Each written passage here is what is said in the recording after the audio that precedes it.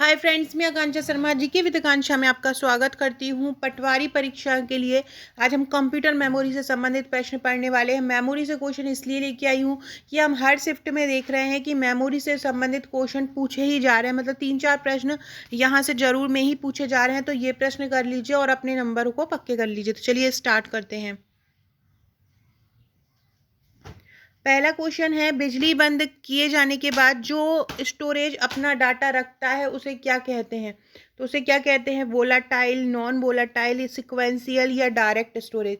मतलब बिजली कर दिए जाने के बाद जो स्टोरेज अपना डाटा रखते हैं, देखो जो नहीं रखते हैं वो वोलाटाइल कहलाते हैं और जो रखते हैं वो नॉन वोलाटाइल। वोलाटाइल मतलब होता है बाष्पशील, बाष्पशील मतलब उड़ जाते हैं, जैसे ही बिजली चालू की और वो उड़ गए, तो इसको क्या बोलते हैं? Non volatile. रोम इस तरह का स्टोरेज डिवाइस है, रीड ऑनली मेमोरी जिसको बोलते हैं। कंप्यूटर डेटा को क्या करते हैं? कंप्यूटर जो डेटा होता है उनको क्या किया जाता है? प्रेजेंट किया जाता है, स्टोर किया जाता है, इनपुट किया जाता है या आउटपुट किया जाता है। तो जो कंप्यूटर का जो डाटा होता है उसको क्या किया जाता है? उसको स्टोर किया जाता है। क्या करते हैं? कंप्यूटर डाटा को स्टोर करते हैं। अगला क्वेश्चन है, निम्नलिखित में से कौन सी मेमोरी स्थायी मेमोरी है? स्थायी मेमोरी वो होती है, चाहे कंप्यूटर बंद कर दो चाहे नहीं करो तभी भी ऑल हमेशा ही वो रहती है, तो वो होती है रोम। कौन सी मेमोरी इनमें से स्थायी मेमोरी है? रोम स्थायी मेमोरी है। सेकेंडरी स्टोरेज मीडिया से हार्ड डिस्क में सॉफ्टवेयर प्रोग्रामों को कॉपी करने की प्रक्रिया क्या कहलाती है? सेकेंडरी स्टोरेज जो डिवाइसेस होते हैं, जो अदर जगह से लगाए जाते हैं, उनसे अगर सॉफ्टवेयर प्रोग्रामों को कॉपी करना है तो वो प्रक्रिया क्या कहलाती है? इंस्टॉलेशन कहलाती है। क्या कहलाती है? इंस्टॉलेशन कहलाती है। अगला क्वेश्चन है, निम्नलिखित में से कौन मेमोरी का भाग है? रैम, पेन ड्राइव, सीपीयू या लैन। देखो लैन तो क्या होता है? लोकल एरिया नेटवर्क है, तो लैन तो नेटवर्क को जोड़ता है। और पेन ड्राइव और ये पेन ड्राइव जो होता है वो पेरिफेरल डिवाइस होती है। सीपीयू तो सीपीयू होता है सेंट्रल प्रोसेसिंग यूनिट। इनमें से मेमोरी केवल एक ही दिख रहा है, रैम रैंडम एक्सेस मेमोरी जिसको बोलते हैं। तो क्या हो जाएगा इसका आंसर? रैम हो जाएगा। जब कोई यूज़र डॉक्यूमेंट पर काम करता है तब डॉक्यूमेंट अस्थायी रूप से कहाँ पर स्टोर हो जाता है? तो जब कोई यूज़र डॉक्यूमेंट पर काम करता है तो अस्थायी रूप से होता है कहाँ पे? रैम में। याद रखिएगा, जहाँ पर भी अस्थायी आ जाता है वहाँ पर रैम ही होता है। तो अगर कोई यूज़र डॉक्यूमेंट पर काम करता है तो डॉक्यूमेंट अस्थायी रूप से कहाँ पर स्टोर हो जाता है? रैम में हो जाता है। फ्रेंड्स, ये मेरी इंस्टा आईडी है। अगर आपने अभी तक मुझे इंस्टा पर फॉलो नहीं किया है तो इंस्टा पर फॉलो कर लीजिएगा। आकांक्षा 1957 या आकांक्षा 1957 पर आप मुझे फॉलो कर सकते हैं। अगला क्वेश्चन है, कंप्यूटर में कितने प्रकार की मेमोरी पाई जाती है? तो देखो कंप्यूटर में 2 प्रकार की मेमोरी पाई जाती है। कौन सी पाई जाती है? एक तो पाई जाती है रैम जो कि अस्थायी होती है और एक पाई जाती है रोम जो कि स्थायी होती है। रैंडम एक्सेस मेमोरी और रीड ओनली मेमोरी। अगला क्वेश्चन है, निम्नलिखित में से कौन कंप्यूटर के स्टोरेज डिवाइस है? इनमें से आपको स्टोरेज डिवाइस कौन लग रहा है? अभी हमने ऊपर पढ़ा है कि रैम और रोम कंप्यूटर की स्टोरेज डिवाइस होते हैं। तो क्या हो जाएगा इसमें? आंसर क्या हो जाएगा आपका? रैम हो जाएगा। अगला क्वेश्चन है, कंप्यूटर के जिस भाग में डाटा एवं प्रोग्राम रखे जाते हैं उसको क्या बोलते हैं? तो उसको बोला जाता है मेमोरी। हार्डवेयर क्या होता है? हार्डवेयर जिससे कंप्यूटर की सभी क्रियाएं होती हैं, करने के लिए जिनकी ज़रूरत पड़ती है, हार्डवेयर को हम टच कर सकते हैं। सॉफ्टवेयर प्रोग्रामों का समूह होता है जिनको हम टच नहीं कर सकते हैं। और प्रोसेसर जिसके द्वारा प्रोसेसिंग कंप्यूटर में होती है। कंप्यूटर की मुख्य मेमोरी कौन सी होती है? भीतरी होती है, सहायक होती है, आंतरिक होती है, क्या होती है? तो भीतरी मेमोरी कंप्यूटर की मुख्य मेमोरी होती है। कौन सी होती है कंप्यूटर की मुख्य मेमोरी? भीतरी होती है। अगला है, फ्लॉपी डिस्क में फ्रेंड्स टेलीग्राम और व्हाट्सएप ग्रुप को ज्वाइन कर लीजिएगा। डिस्क्रिप्शन बॉक्स में आपको लिंक मिलेगी। आगे आने वाले बहुत सारे एग्जाम जो आ रहे हैं उनकी भी जानकारी, आपको उनके महत्वपूर्ण क्वेश्चन, एक मैंने कम्युनिटी ग्रुप भी बनाया है जिसमें आपको सभी PDF मिलती रहेंगी। तो लिंक से आप उसको ज्वाइन कर लीजिएगा। फ्लॉपी डिस्क किस प्रकार की मेमोरी से संबंधित है? तो इंटरनल है या एक्सटर्नल है या वोलाटाइल है? तो जो फ्लॉपी डिस्क होती है वो एक्सटर्नल मेमोरी से संबंधित होती है। किससे संबंधित होती है? एक्सटर्नल मेमोरी से संबंधित होती है। अगला है, निम्नलिखित में से कौन सा कथन सत्य है? CD ROM drive expansion slots में लगाए जाते हैं। नहीं, ये तो रॉन्ग होगा। फ्लैश में प्रोग्राम स्थायी होते हैं, रोम में प्रोग्राम स्थायी होते हैं। देखो, फ्लैश में प्रोग्राम स्थायी नहीं होते हैं, सीडी रोम में प्रोग्राम दोबारा लिखे जाते हैं, ये भी नहीं। रोम में प्रोग्राम स्थायी होते हैं, ये सही होगा। रोम मतलब रीड ओनली मेमोरी, इसमें प्रोग्राम क्या होते हैं? इसमें प्रोग्राम स्थायी होते हैं। रैंडम एक्सेस मेमोरी किसे कहा जाता है? तो आप लोगों को पता ही है, किसको बोलते हैं? रैम को बोलते हैं, random access memory.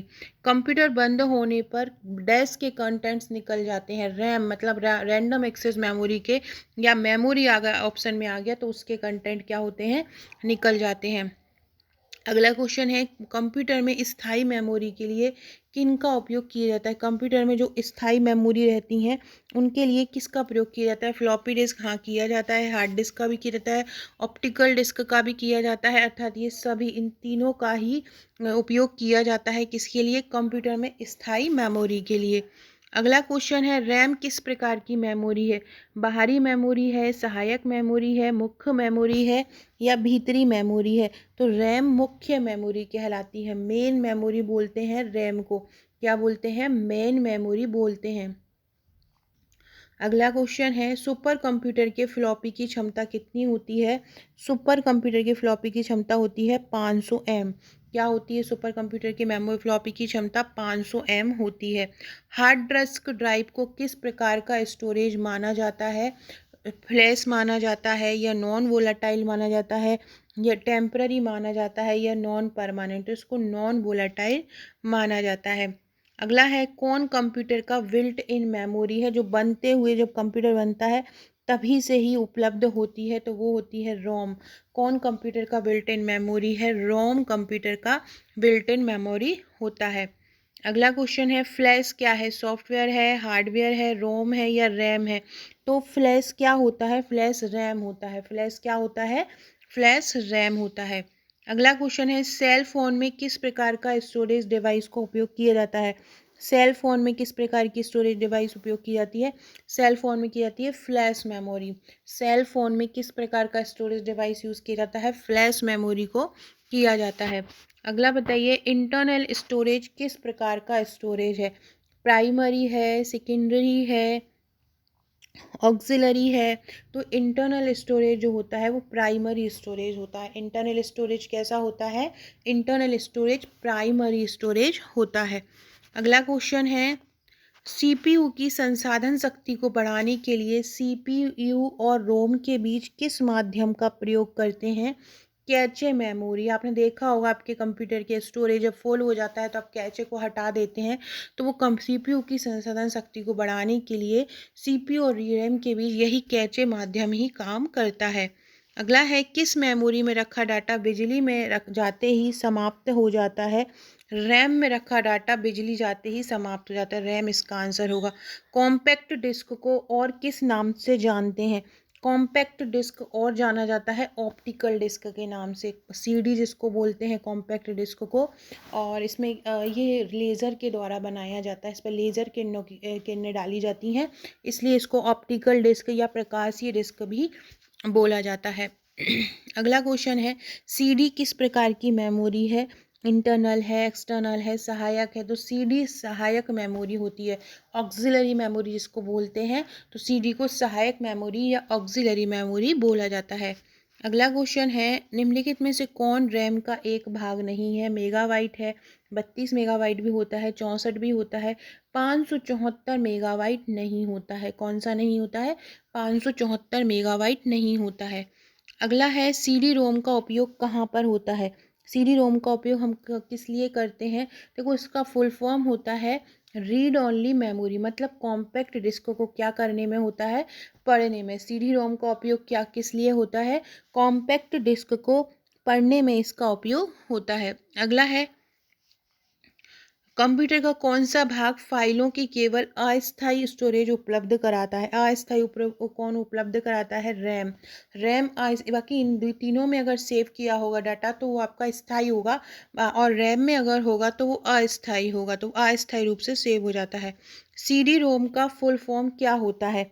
CD ROM का फुल फॉर्म होता है compact disc read only memory. Compact disc read only memory CD ROM का, ये एक शिफ्ट में आया भी है ये क्वेश्चन। स्टोरेज माध्यम की क्षमता इकाई क्या होती है? स्टोरेज माध्यम की क्षमता इकाई होती है बाइट। क्या होती है? बाइट होती है। निम्नलिखित में से कौन कंप्यूटर हार्डवेयर के आंकड़ों को अधिक मात्रा में स्टोर करता है? जो सबसे ज़्यादा मात्रा में स्टोर करता है, तो मैग्नेटिक टेप और डिस्क दोनों ही डाटा को ज़्यादा मात्रा में स्टोर करते हैं। अगला क्वेश्चन है, मेमोरी शब्द किससे संबंधित है? लॉजिक से है, कंट्रोल से है, स्टोरेज से है? तो ये स्टोरेज से संबंधित है। किससे है? मेमोरी मतलब स्टोरेज। कौन सबसे कॉमन स्टोरेज डिवाइस है? परसिस्टेंट, ऑप्टिकल, मैग्नेटिक या फ्लैश? तो मैग्नेटिक जो है वो सबसे कॉमन स्टोरेज डिवाइस है। कौन सी? मैग्नेटिक। अगला क्वेश्चन है, सीडी से आप क्या कर सकते हैं? सीडी से हम पढ़ भी सकते हैं और हम लिख भी सकते हैं। राइट और रीड दोनों ही कर सकते हैं हम सीडी से, तो पढ़ भी सकते हैं और लिख भी सकते हैं। कंप्यूटर को सेव और बंद करने के बाद आपका डाटा कहाँ पर होता है? सेकेंडरी स्टोरेज में होता है। जब भी आप कंप्यूटर को सेव करते हैं और बंद करते हैं तो उसके बाद आपका डाटा कहाँ पर हो जाता है? उसके बाद आपका डाटा सेकेंडरी स्टोरेज में होता है। अगला है, किसी स्टोरेज मीडियम में स्टोर की जा सकने वाली डाटा की अधिकतम मात्रा क्या कहलाती है? जो स्टोर हो सकती है उसकी अधिकतम मात्रा क्या कहलाती है? स्टोरेज क्षमता कहलाती है। कौन सी? स्टोरेज क्षमता कहलाती है। कौन सी डिवाइस डाटा और प्रोग्राम के बीच के अंतर को समझ सकती है? तो डाटा और प्रोग्राम के बीच के अंतर को समझता है माइक्रो प्रोसेसर। कौन समझता है? माइक्रो प्रोसेसर समझता है। जब प्रोसेसर उनका प्रयोग करता है तब डाटा और प्रोग्राम कहाँ रखे जाते हैं? तब डाटा और प्रोग्राम कहाँ रखे जाते हैं? Main memory. जब प्रोसेसर का उपयोग करता है तो डाटा और प्रोग्राम कहाँ रखे जाते हैं? मेन मेमोरी में रखे जाते हैं। अगला क्वेश्चन है, डीवीडी किसका उदाहरण होता है? तो डीवीडी किसका उदाहरण है? हार्ड डिस्क का, ऑप्टिकल डिस्क का, या आउटपुट डिस्क का, या सॉलिड स्टेट स्टोरेज डिवाइस का? तो डीवीडी होता है ऑप्टिकल डिस्क का उदाहरण। किसका होता है? ऑप्टिकल डिस्क का उदाहरण होता है। फ्रेंड्स, अगर आप एमपीपीएससी प्रीलिम्स का भी आपने फॉर्म फिल किया है तो आप हमारे ये एमपीपीएससी प्री के नोट्स ले सकते हैं। टोटल आपको ये 11 बुकलेट इसमें मिलती हैं। 10 यूनिट वाइज ये तैयार किए गए हैं। फ्लो चार्ट और डायग्राम सहित इनको कवर किया गया है, देख सकते हैं आप। और आप लोगों को बहुत कम समय मिलेगा, स्पेशली उन स्टूडेंट्स को जिनका एग्ज़ाम जो है वो अप्रैल में है, तो मई में आपको केवल 20 या 21 दिन मिलेंगे। तो उसके लिए आप हमारे ये नोट्स लेकर साथ में आप हमारे व्हाट्सएप ग्रुप से जुड़ सकते हैं। हमारा व्हाट्सएप ग्रुप ये एक पेड ग्रुप रहता है जो मैं नोट्स के साथ आपको प्रोवाइड कराती हूँ। उन नोट्स के उन ग्रुप में आपकी तैयारी कराई जाती है। वो केवल पेड ग्रुप रहता है, केवल उन्हीं लोगों को मिलता है जिन्होंने नोट्स परचेस किए हैं। हमारी सभी वीडियोस का पीडीएफ वहाँ पे दिया जाता है।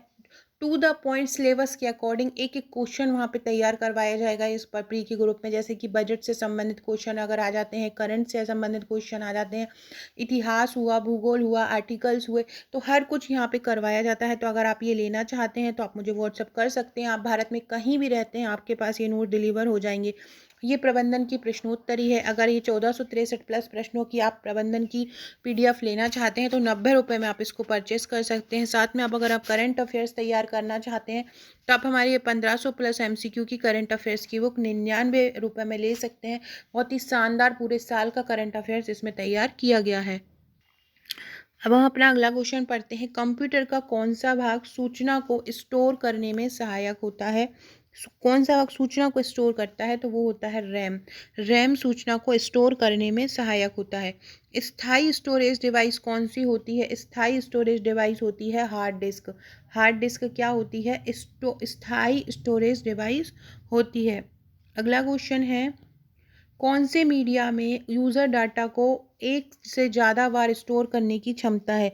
एक से ज़्यादा बार कौन स्टोर कर सकता है? CDRW, इसका फुल फॉर्म होता है कॉम्पैक्ट डिस्क रीड और राइट, मतलब पढ़ो और लिखो। तो तो CDRW जो डिस्क है वो डाटा को एक से ज़्यादा बार स्टोर करने की क्षमता देती है, वो रीराइट भी बोला जाता है। CD सूचनाएं को किसके द्वारा लिखती है, और CD जो है सूचनाओं को पढ़ती है और लिखती है, वो किसके द्वारा पढ़ती है और लिखती है, वो रेड लाइट के द्वारा।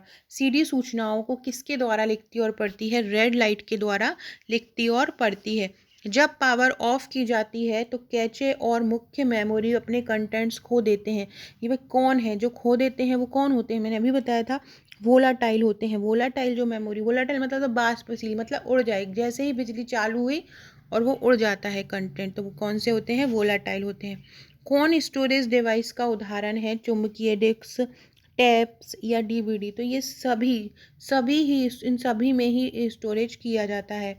अगला क्वेश्चन है, कौन ऑप्टिकल डिस्क का उदाहरण है, इनमें से कौन ऑप्टिकल डिस्क का उदाहरण है, DVD। DVD ऑप्टिकल डिस्क का उदाहरण है, जिसको बोलते हैं डिजिटल वर्सटाइल डिस्क। इसका फुल फॉर्म भी आपसे पूछा जा सकता है। डिस्क को ट्रैकों और सेक्टरों में विभाजित करने की प्रक्रिया क्या कहलाती है? तो डिस्क को जब हम ट्रैक में और डिस्क को जब ट्रैकों और सेक्टरों में विभाजित करते हैं तो वो प्रक्रिया क्या कहलाती है? उसको बोलते हैं ट्रैकिंग। क्या बोलते हैं? ट्रैकिंग। एक सेकेंड फ्रेंड, इसका आंसर फॉर्मेटिंग होगा। डिस्क को ट्रैकों और सेक्टरों में, जो डिस्क होती है उसको ये इस प्रकार से ट्रैकों और सेक्टरों में विभाजित करने की प्रक्रिया क्या कहलाती है? फॉर्मेटिंग कहलाती है। क्या कहलाती है? फॉर्मेटिंग बोलते हैं। अगला क्वेश्चन है, डिस्क के उस कंटेंट को क्या कहते हैं जो विनिर्माण के समय रिकॉर्ड किया जाता है और उसे एक प्रयोक्ता इरेज नहीं कर सकता है?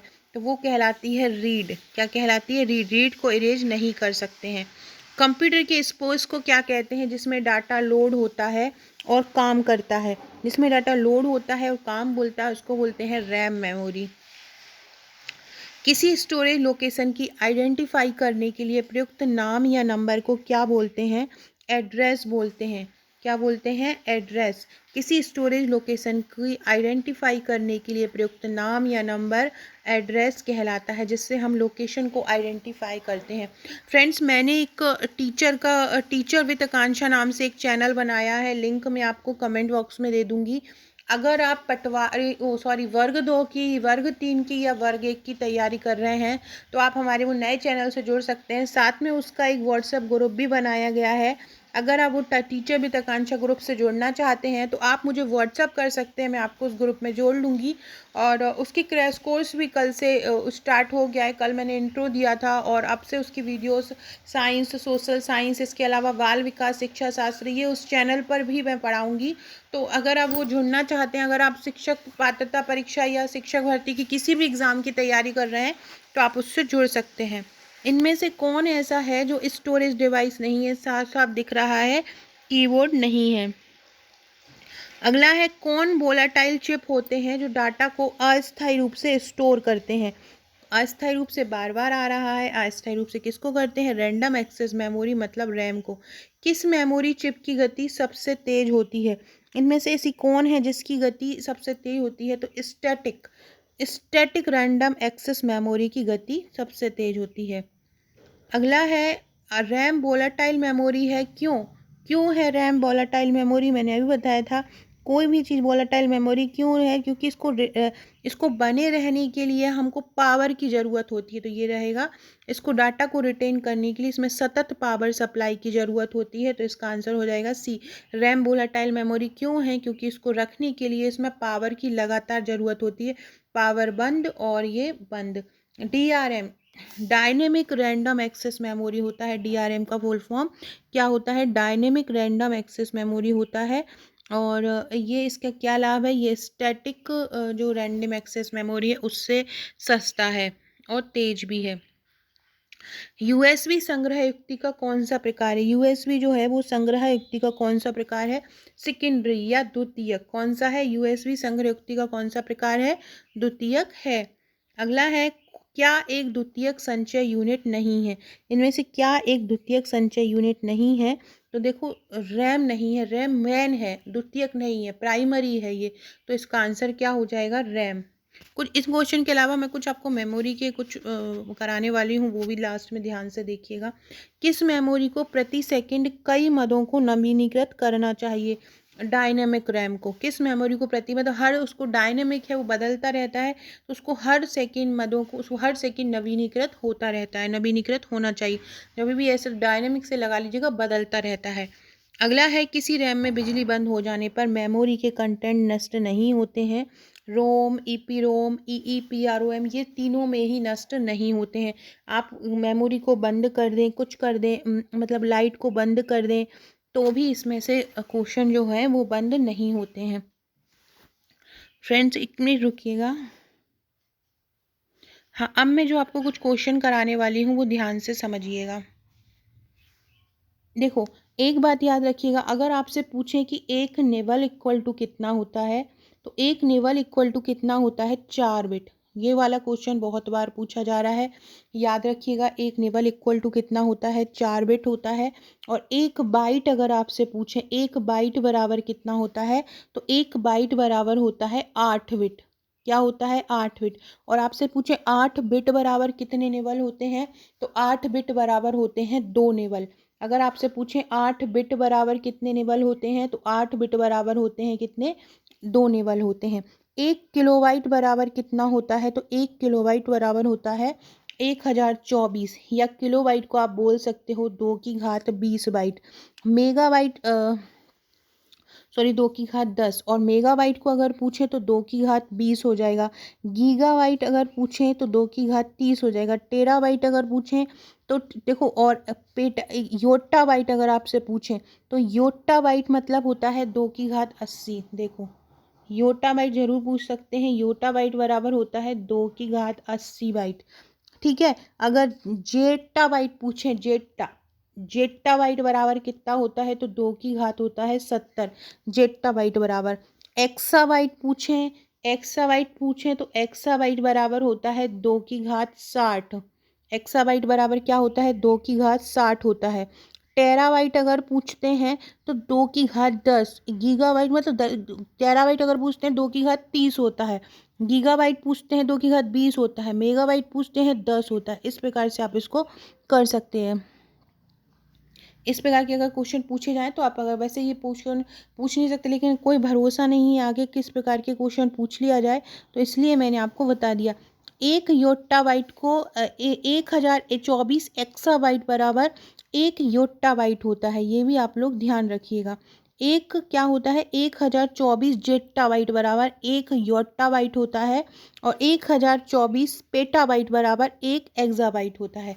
सो फ्रेंड्स, ये थे हमारे आज के क्वेश्चन। आशा है आपको क्वेश्चन पसंद आए हैं। अगर क्वेश्चन पसंद आए तो वीडियो को लाइक शेयर सब्सक्राइब जरूर कीजिएगा।